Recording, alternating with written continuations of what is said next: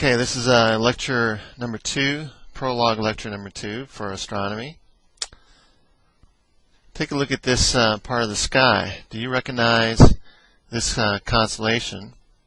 You probably should. It's one of the more familiar ones. It is the constellation of Orion. And recognizable is the belt of Orion, these 3 stars here. And we have one arm of Orion the Hunter over here, another arm here, a leg here, a leg here, and the sword of Orion, which includes the Orion Nebula. Could be a dagger, I guess. And so, how do we locate stars in the sky as we see it? Well, one way is to identify constellations like this, group of stars, and identify them with figures so that they're readily recognizable in the sky. In this case, we have the constellation of Orion. And as I said, the arms and the legs and the dagger up here is the club, which you can't see. This red star is Betelgeuse, and this bright blue star down here is Rigel. And Orion has a animal here that he's about to... Actually, do you recognize this constellation here for this animal? It is indeed the Pillsbury Doughboy. So, little known fact on that one. Here's the constellation of Orion and stars. Here's how we might identify it with the figure. When you have a constellation like this, one way to identify the stars is to say that the brightest star in that constellation, we'll designate that as alpha, and the second brightest as beta, and gamma, eta, delta, zeta, kappa, etc. through the Greek alphabet. But alpha and beta being the 2 brightest in this constellation. So that would be one way to identify a star in the sky. Find the constellation, find the brightest one within that constellation. In this particular case, Betelgeuse is designated as Alpha Orion, and okay.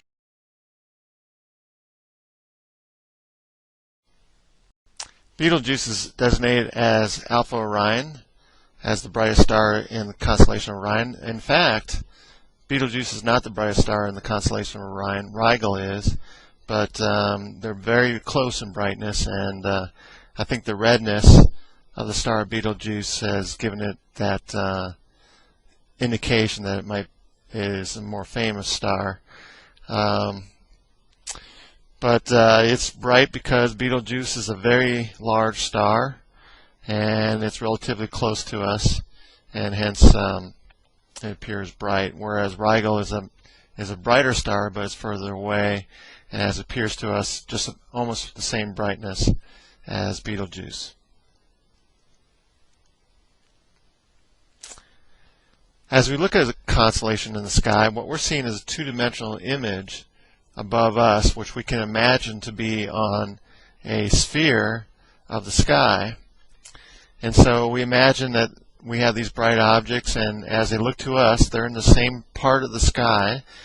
But the reality is that these bright objects, these stars, are probably and most likely not anywhere close to each other in the universe. In other words, what we're looking at is a construction of stars that look familiar to us in our sky, but in fact these stars are everywhere else in the universe. They could be hundreds of light years away, hundreds or thousands of light years away, and in fact they are. So as we look at the constellation of Orion, we see we again see that the Alpha Orion, Betelgeuse, is relatively close to us. The Rigel could be very far away, and in fact is.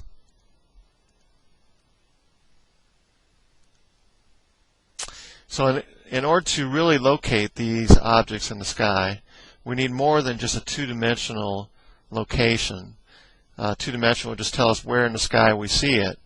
But to locate it in the universe, we need a third dimension of distance to locate it, how far this object is away from us. Here's the Earth, and projected onto the sky is the equator of the Earth. As we make that concentric with the equator of the Earth, that projection, we call that projection the celestial equator on this two-dimensional image of the sky. And we call that two-dimensional image of the sky above us the celestial sphere. So visually, the sky, this image of the sky above us, is rotating about us every day and every night. All the planets and the moon appear to move 360 degrees per day, which would be 15 degrees per hour, which would be 1 degree every 4 minutes. And so this whole sky is moving from east to west 1 degree every 4 minutes. Hence, something that is half degree wide, like the moon, would appear to move its own diameter every 2 minutes. In fact, when you see the full moon out there, it is actually moving its whole diameter every 2 minutes. That's something that is very perceptible unless you're looking at the moon through a telescope and you can see it starting to move across your telescopic screen. Same thing with the sun. The sun is a half a degree wide, and as it moves through the sky, it is moving its width, its diameter, every 2 minutes. Why is the sky moving? To us, it seems like the whole sky is moving in relation to us, because we seem to be stationary. The reality is that the whole sky is basically stationary, and the Earth is rotating in the opposite direction towards the east, and the net effect is that we see the whole sky make one complete rotation every day, every 24 hours, as the Earth is actually making the rotation on its axis once around every 24 hours. So the point on the sky that is directly above the Earth's axis, above the Earth's geographical North Pole, the North Pole of the Earth, would appear to be stationary in the sky, because as the Earth is turning on its axis, that point is just kind of wobbling around at that same point.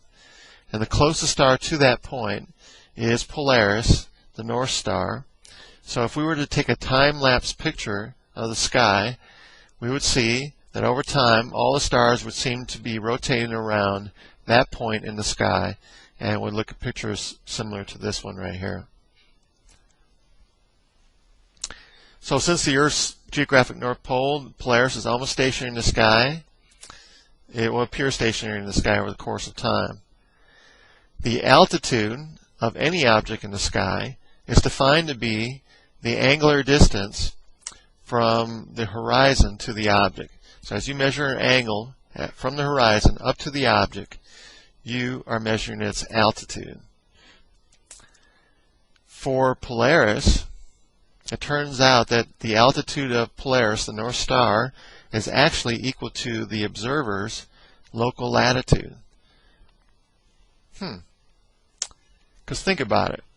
Polaris is right above the North Pole, right above 9 degrees north latitude for the Earth. That if you were to stand at the North Pole, Polaris would be right at your zenith. It would be right above your head.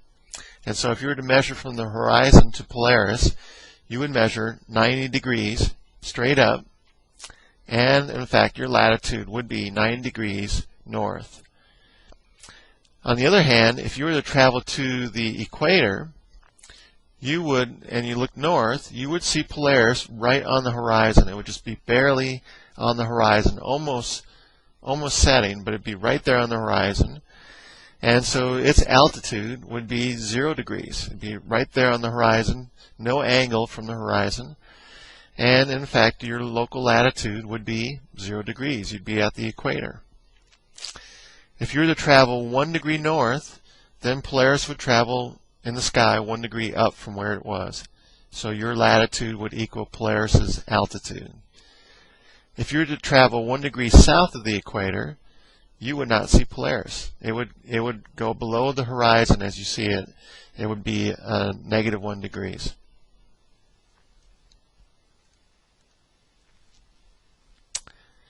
Take a look at this celestial sphere. If we were to project onto this sphere our version of longitude, which on the celestial sphere we call right ascension, and we measure longitude, right ascension on the celestial sphere in terms of hours instead of degrees. We start this measurement from the vernal equinox, the spring equinox, which is the point at which the apparent motion of the sun crosses from the southern hemisphere of the celestial sphere to the northern hemisphere. Happens on or around March 21st.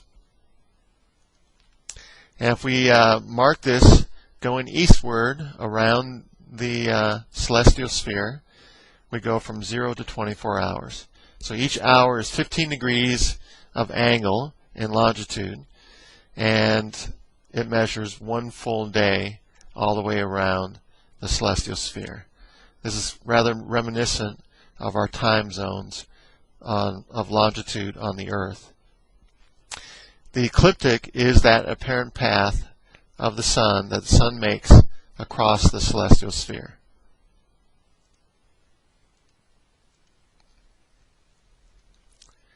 There's another measurement we can make on the celestial sphere. We can measure this from the celestial equator, as we say, which is the projection of the Earth's equator onto the celestial sphere. They're concentric. And we measure this angle from that plane of that celestial equator up to the object. So that angle is called declination. And it could be a positive 0 to 9 degrees, or it could be a negative 0 to 9 degrees, depending on its relationship to that celestial plane.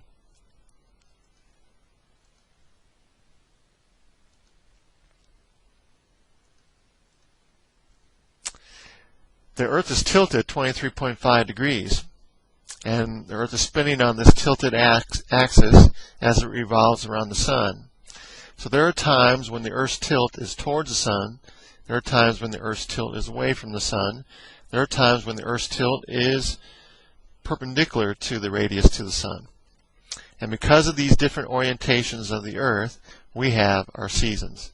In other words, if we were tilted towards the Sun, in terms of the northern hemisphere, we would get the full brunt of the sun's radiation on us, and hence we would get more energy per square area, which in essence gives us our summer season.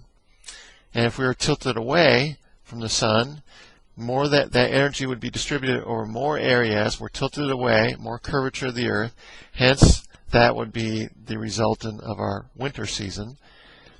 As we are turned sideways, we get just the sideways effect of the sun, and that corresponds to the beginning of spring, when on the equinox meaning equal nights and equal day. So on September 22nd, or in or around March 20th, March 21st, March 22nd, around those days, all of the Earth gets 12 hours of daylight, 12 hours of night, as the Earth is tilted perpendicular to the area of the Sun, and the Earth starts spinning this way.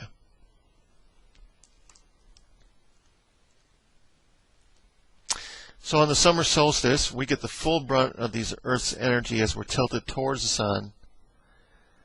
It might look something like this. Here's the Sun's intensity bearing down on the Earth, and hence you get a certain amount of energy per area, intense energy per area, resulting in a summer season. But if we were tilted away, the sun would be low in the sky, and that same energy and intensity from the sun is now distributed over more area, hence creating less intense of an effect on the area of the Earth, resulting in the winter season. So at the winter solstice, the sun will be at its lowest point in the sky, in the southern sky, on or around December 21st. Here's a little animation showing the main brunt of the sun, or the sun's location, over the course of a year.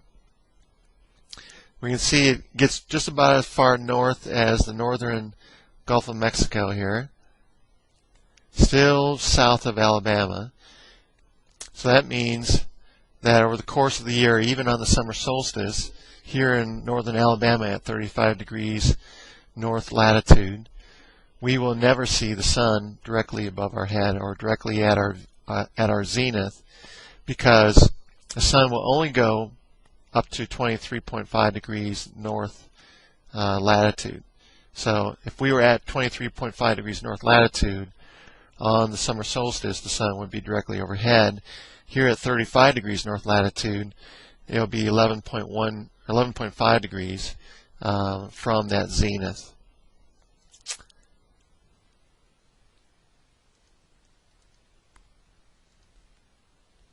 So here's another way to look at it. In the summertime, near the summer solstice on June 22nd, the sun will stay in our sky a long time because we're tilted towards the sun at that moment, and hence the days will be longer.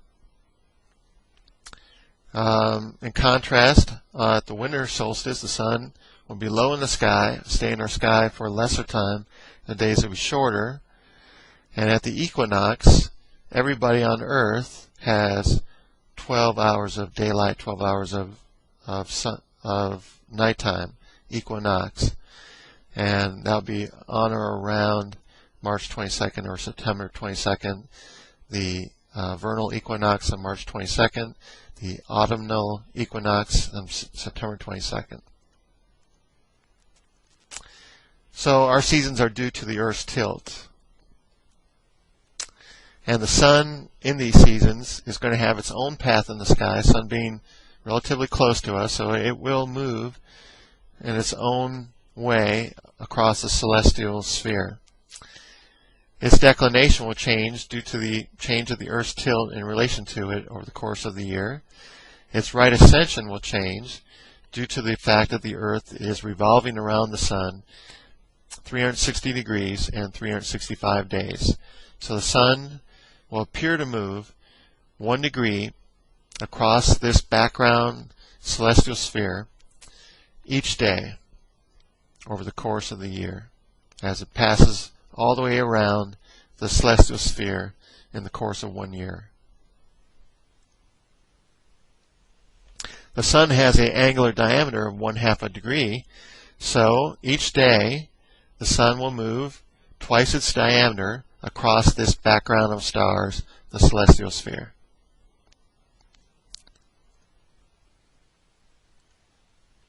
Here's a nice picture showing the 24-hour day above the Arctic Circle in the northern hemisphere.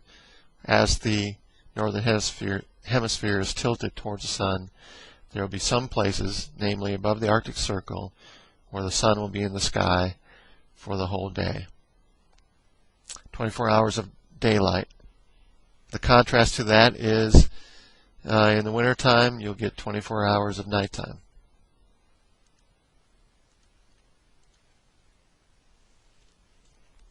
So the sun has an apparent path on the celestial sphere called the ecliptic, and at the summer solstice it will reach its maximum northern point on the celestial sphere. Hence it will have a declination of 23.5 degrees at the summer solstice. At the winter solstice, it will have a declination of minus 23.5 degrees. At the vernal equinox, as it passes from the southern hemisphere to the northern hemisphere on or around March 21st, it'll have a declination of 0 because it'll be right on, at that moment, the celestial equator. And as it passes from the northern hemisphere to the southern hemisphere at the autumnal equinox, it will have a declination of 0 as well.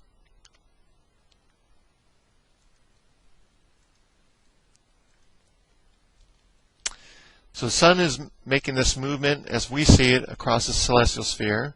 That's due to the Earth's rotation on its axis and the Earth's revolution around the Sun. In other words, the Sun's movement is the Earth's revolution.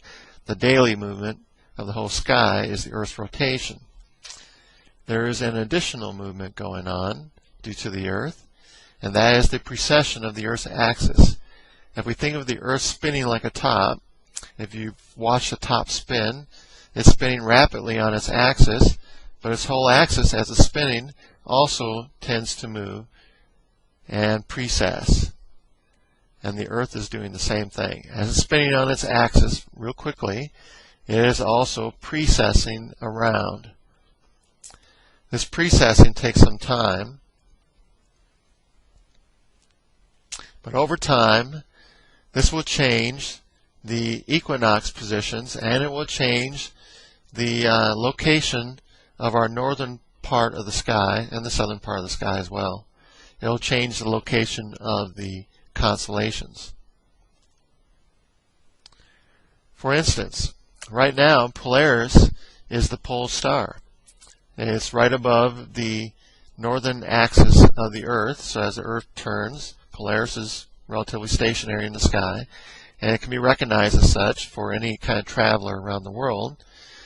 But 12,000 years from now, Vega, which is a very bright star, will be the pole star. In other words, because the Earth is precessing, here it's turned towards Polaris right now, but in the course of another 14,000 years, 12,000 years from now, or 14,000 years ago, it would have been in the position where Vega was the North Star.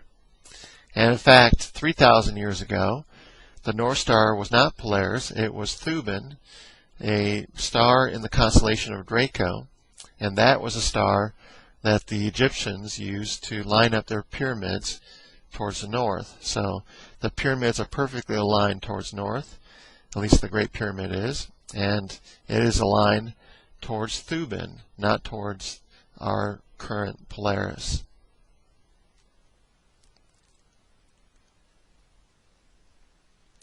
Here's another way to look at how the North Star changes. Right now we're over here at Polaris, but in 12,000 years we'll be over here looking at Vega. Vega is a real bright star in the northern sky, one of the brightest, and hence that would be a very nice time to have a North Star. So I can't wait for that to happen. It's only 12,000 years away. Here's Thuban down here, 3,000 years ago, and that was North Star. There are gaps here where we have no particular star at the position of north. So I guess we should be just glad that we have a relatively bright star, Polaris, even though it's only the 49th brightest star in the northern sky. It's relatively bright, and to have that as the North Star right now. This whole precession takes 26,000 years. So eventually the constellations that are in the summer season will become constellations that are in the winter season, and vice versa. There actually are 88 constellations, or conglomerates of stars that we make into these figures that we call constellations. Divide the whole celestial sphere into 88 constellations. This is dividing up to 6,000 stars that can be discerned by the naked eye, assuming that you find yourself a real dark place away from city lights so that you can see most of those 6,000 stars. And hence a lot of the constellations that you may not associate with stars become more apparent when you actually get away from the city lights and you can see these patterns emerge.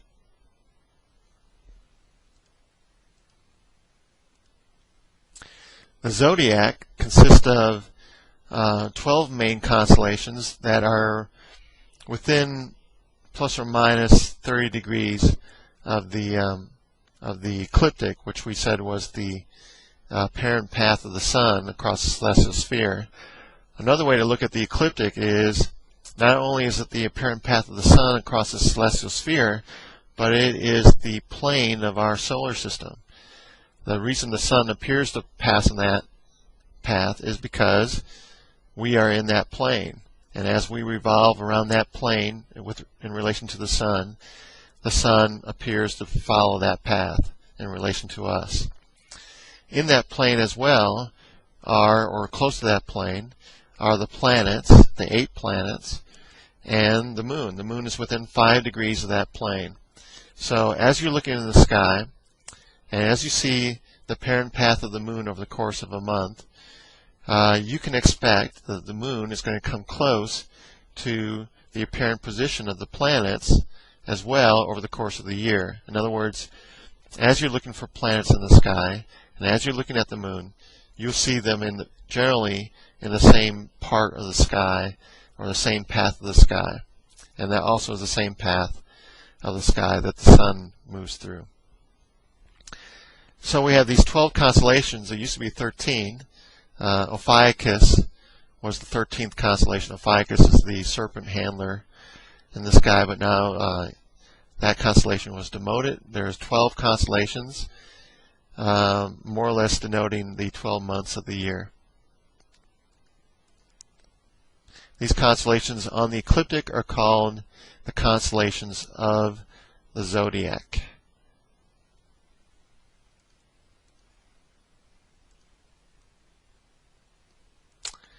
Let's define the day. We define a sidereal day as the time it takes for the Earth to rotate once on its axis, a pure 360-degree rotation on its axis. To visualize that with respect to the universe, if the Earth were to take a 360-degree turn, stars being very distant, then it would take a 360-degree turn with respect to the distant stars. If you were to try to quantify that, what you would do to the south, your overhead meridian, and if the star were to cross that line at one time on one day, then the sidereal day would be the amount of time it took for that same star to cross that line again. In other words, for you to turn exactly 360 degrees with respect to any distant star. Well, the sun is relatively closer to us, so the sun would require an extra turn for it to cross that meridian. In other words, as we turn 360 degrees with respect to the distant stars, we are also revolving around the sun, and in the course of one day, we have revolved approximately 1 degree in our revolution around the sun. And so, as we turn 360 degrees, we would not be facing the sun yet. We would have to turn an extra 1 degree in order to see the sun again. So, the sidereal day is shorter than what we call the solar day.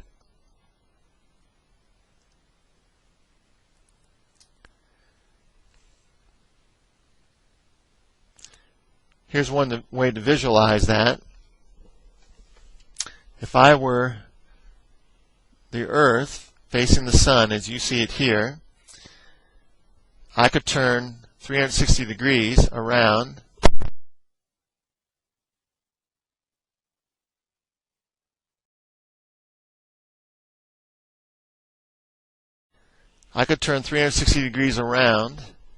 and as I face a distant star, that would be a sidereal day.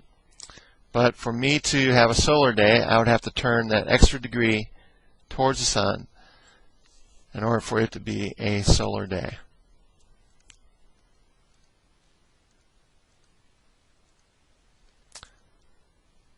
Looks like this. We turn 360 degrees around and then an extra degree to hit the sun. Quantitatively, we could say that that is the time it takes to go from, say, noon on one day to noon on the next day. In other words, for the sun to cross our overhead meridian, for us to turn in such a way as the next day the sun crosses that overhead meridian again. That is 1 solar day, 24 hours. So the sidereal day is 4 minutes shorter than that, 23 hours, 56 minutes.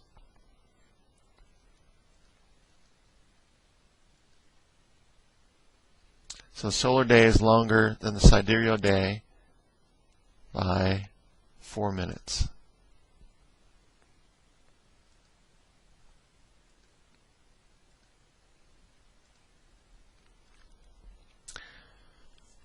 Well, we've been looking at the sky, we've been locating things, and to locate things we need 2 coordinates because the sky as we see it is 2-dimensional.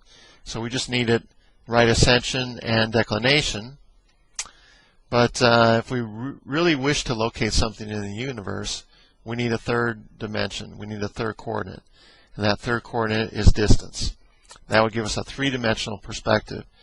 1, 2, 3. We're located in the universe somewhere. Well, how can we measure distance? There are different ways to do that, but the most immediate thought on how to measure distance, at least for relatively close objects, is to use a technique similar to what a surveyor might do.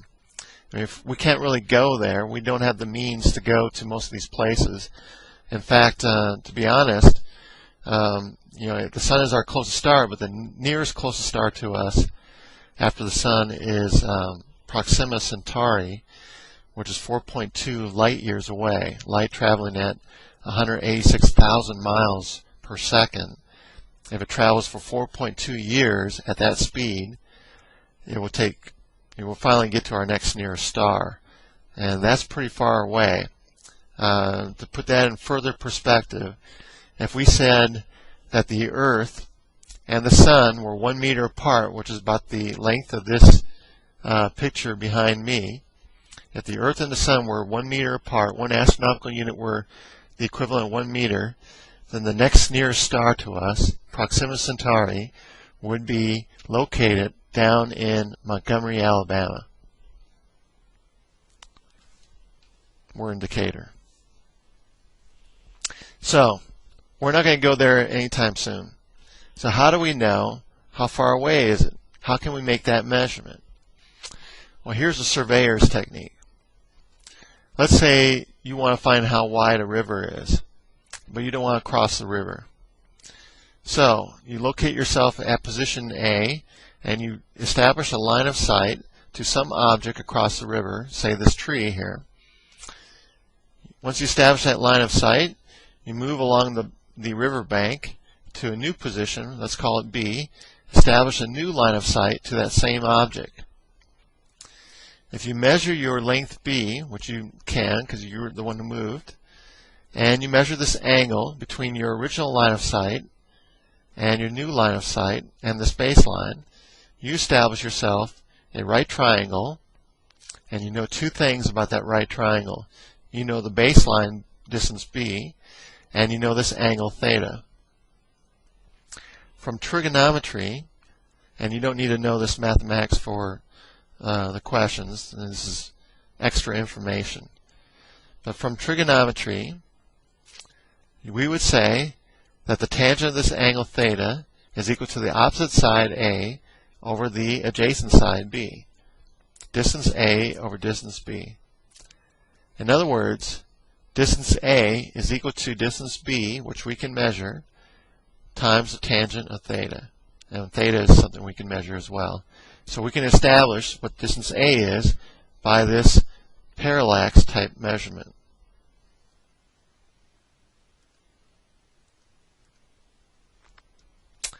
Same sort of thing would happen to relatively close objects in the sky. Here we have an object in the sky. Let's say you made a measurement at one time early in the night, and you saw that object and you saw the background of stars behind it. But 12 hours later, let's say it's still during the night, the object has shifted and there's a new background of distant stars behind it. And so if we can measure that total shift and divide it by 2, we can get the angle of parallax. And by using that angle, we can figure out how far the object is away. You can test this idea of parallax yourself by putting your two fingers in front of your nose, one finger close to your nose, one finger further away from your nose, and line them up. And if you close, say, the left eye, you can see that your further finger is to the left of your nearer finger.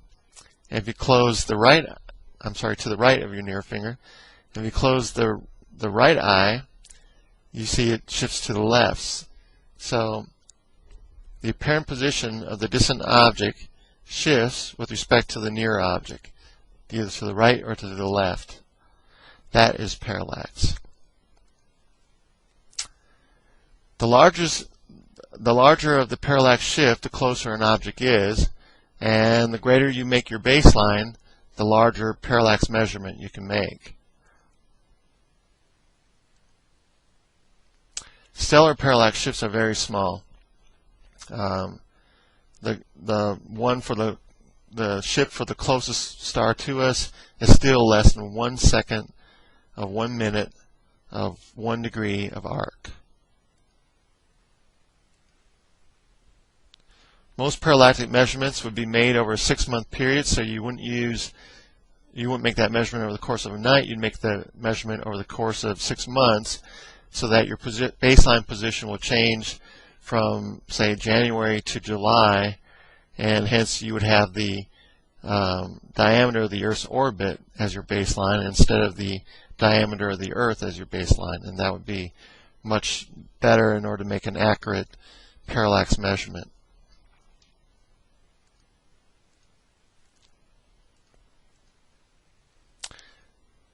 If rho is the parallax angle in seconds of arc, then the distance d to an object is equal to 1 over rho. This happens to do with a small angle approximation. We don't have to get into that. But we define that distance d in terms of what we call parsecs. And we had defined parsecs earlier as being equal to 3 1/4 light years. So this would be one way to establish distance to a relatively near object in the sky.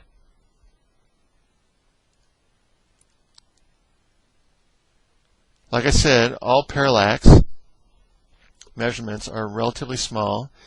If you go 360 degrees around a circle and look at 1 degree, divide that into 60 segments, which we call minutes. So you have 1 minute of arc, and then divide that into 60 more segments, which we call a second. All parallax measurements would be less than that 1 second of arc. So we're talking about a measurement that is incredibly small. As a little story, Aristotle, the Greek scientist, more than 2,000 years ago, had thought that if the Earth were going around the Sun, you should be able to measure parallax, and he was thinking correctly. You should be able to measure this shift of objects in the sky, and so he tried to measure those shifts, but visually that measurement is so small that you wouldn't be able to discern that with the human eye. So concluding that he could not measure parallax, he concluded that the Earth must be the center of all things, and that the Earth could not be going around the Sun because he didn't observe parallax. He was wrong because the measurement was smaller than what he could measure.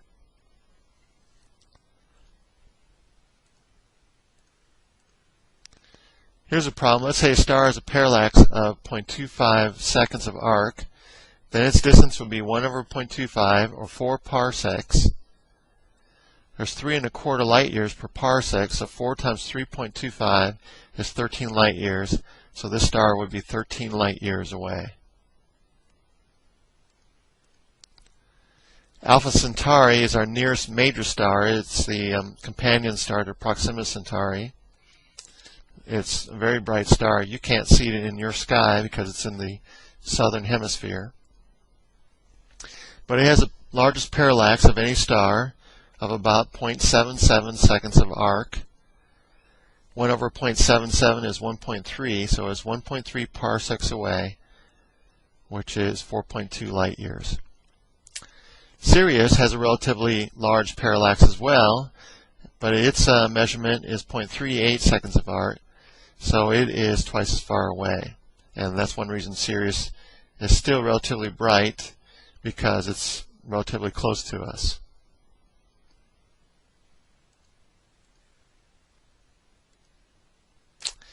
To conclude today's lecture, let's take a look at the measurement of the radius of the Earth and the Earth's circumference made by Eratosthenes, the Greek scientist, 2,000 years ago.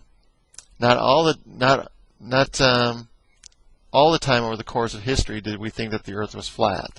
At various times, people did think that the Earth was round, and Eratosthenes measured the circumference of this round Earth. The way he did it was he took two positions, one at Syene and one at Alexandria, set up poles, and on the summer solstice he measured the shadows of each position. Now at Syene, with the sun directly overhead, there was no shadow at noon on the summer solstice.